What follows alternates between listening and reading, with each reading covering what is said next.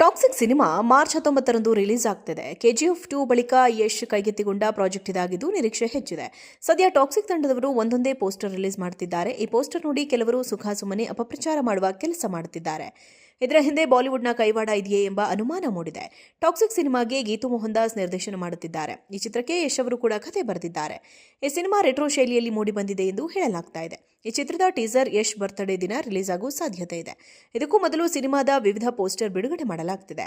ಈ ಪೋಸ್ಟರ್ನ ಕೆಲವರು ಟೀಕಿಸುತ್ತಿದ್ದಾರೆ. ಇದರಲ್ಲಿ ಬಹುತೇಕರು ಬಾಲಿವುಡ್ನವರು ಎನ್ನಲಾಗಿದೆ. ಮಾರ್ಚ್ 19ರಂದು ದುರಂಧರ್ 2 ಸಿನಿಮಾ ರಿಲೀಸ್ ಆಗ್ತಿದೆ. ಟಾಕ್ಸಿಕ್ ಹಾಗೂ ದುರಂಧರ್ 2 ಸಿನಿಮಾ ಒಟ್ಟಿಗೆ ತೆರೆಗೆ ಬರುತ್ತಿರುವುದರಿಂದ ಇದನ್ನ ದೊಡ್ಡ ಕ್ಲಾಶ್ ಎಂದು ಕರೆಯಲಾಗ್ತಿದೆ.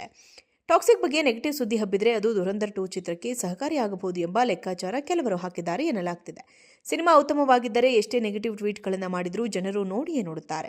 ಯಶ್ ಅವರು ಪ್ರತಿ ಸ್ಕ್ರಿಪ್ಟ್ನ ಎಚ್ಚರಿಕೆಯಿಂದ ಆಯ್ಕೆ ಮಾಡುತ್ತಾರೆ. ಅವರ ಒಂದು ಸಿನಿಮಾಗೋಸ್ಕರ 4 ವರ್ಷ ಶ್ರಮ ಹಾಕಿದ್ದಾರೆ ಎಂದರೆ ಅದರಲ್ಲಿ ಏನೋ ಇದೆ ಎಂಬುದಂತೂ ಪಕ್ಕ. ಟೀಸರ್ ಹಾಗೂ ಟ್ರೇಲರ್ ರಿಲೀಸ್ ಆಗುವವರೆಗೆ ಕಾಯಬೇಕಾದ ಅನಿವಾರ್ಯತೆ ಇದೆ. ಇಷ್ಟು ಚೀಪ್ ಗಿಮಿಕ್ನ ಯಾರೂ ಮಾಡಬಾರದು ಎಂದು ಅನೇಕರು ಅಭಿಪ್ರಾಯಪಟ್ಟಿದ್ದಾರೆ.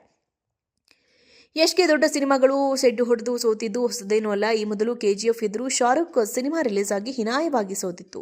ಕೆಜಿಎಫ್ 2 ಎದುರು ಬಂದ ವಿಜಯ್ ಅಭಿನಯದ ಬೇಸ್ಟ್ ಕೂಡ ಮಕ್ಕಡೆ ಮಲಗಿತ್ತು. ಎರಡೂ ಸಂದರ್ಭದಲ್ಲಿ ಯಶ್ ಚಿತ್ರವೇ ಸೋಲುತ್ತದೆ ಎಂಬ ಲೆಕ್ಕಾಚಾರ ಇತ್ತು. ಆದರೆ ಈ ಲೆಕ್ಕಾಚಾರ ಉಲ್ಟಾ ಮಾಡಿದ್ದರು ಯಶ್. ಟಾಕ್ಸಿಕ್ ಹಾಗೂ ದುರಂಧರ್ 2 ಕ್ಲಾಶ್ ವಿಷಯದಲ್ಲೂ ಹಾಗೆಯೇ ಆಗಲಿದೆ ಎಂಬ ಮಾತಿದೆ. ಟಾಕ್ಸಿಕ್ ಸಿನಿಮಾ ಮಾರ್ಚ್ 19ರಂದು ರಿಲೀಸ್ ಆಗ್ತಿದೆ. ಕೆಜಿಎಫ್ 2 ಬಳಿಕ ಯಶ್ ಕೈಗೆತ್ತಿಕೊಂಡ ಪ್ರಾಜೆಕ್ಟ್ ಇದಾಗಿದ್ದು ನಿರೀಕ್ಷೆ ಹೆಚ್ಚಿದೆ. ಸದ್ಯ ಟಾಕ್ಸಿಕ್ ತಂಡದವರು ಒಂದೊಂದೇ ಪೋಸ್ಟರ್ ರಿಲೀಸ್ ಮಾಡುತ್ತಿದ್ದಾರೆ. ಈ ಪೋಸ್ಟರ್ ನೋಡಿ ಕೆಲವರು ಸುಖಾಸುಮ್ಮನೆ ಅಪಪ್ರಚಾರ ಮಾಡುವ ಕೆಲಸ ಮಾಡುತ್ತಿದ್ದಾರೆ. ಇದರ ಹಿಂದೆ ಬಾಲಿವುಡ್ನ ಕೈವಾಡ ಇದೆಯೇ ಎಂಬ ಅನುಮಾನ ಮೂಡಿದೆ. ಟಾಕ್ಸಿಕ್ ಸಿನಿಮಾಗೆ ಗೀತು ಮೋಹನ್ ದಾಸ್ ನಿರ್ದೇಶನ ಮಾಡುತ್ತಿದ್ದಾರೆ. ಈ ಚಿತ್ರಕ್ಕೆ ಯಶ್ ಅವರು ಕೂಡ ಕಥೆ ಬರೆದಿದ್ದಾರೆ. ಈ ಸಿನಿಮಾ ರೆಟ್ರೋ ಶೈಲಿಯಲ್ಲಿ ಮೂಡಿಬಂದಿದೆ ಎಂದು ಹೇಳಲಾಗ್ತಾ ಇದೆ. ಈ ಚಿತ್ರದ ಟೀಸರ್ ಯಶ್ ಬರ್ತ್ಡೇ ದಿನ ರಿಲೀಸ್ ಆಗುವ ಸಾಧ್ಯತೆ ಇದೆ. ಇದಕ್ಕೂ ಮೊದಲು ಸಿನಿಮಾದ ವಿವಿಧ ಪೋಸ್ಟರ್ ಬಿಡುಗಡೆ ಮಾಡಲಾಗ್ತಿದೆ.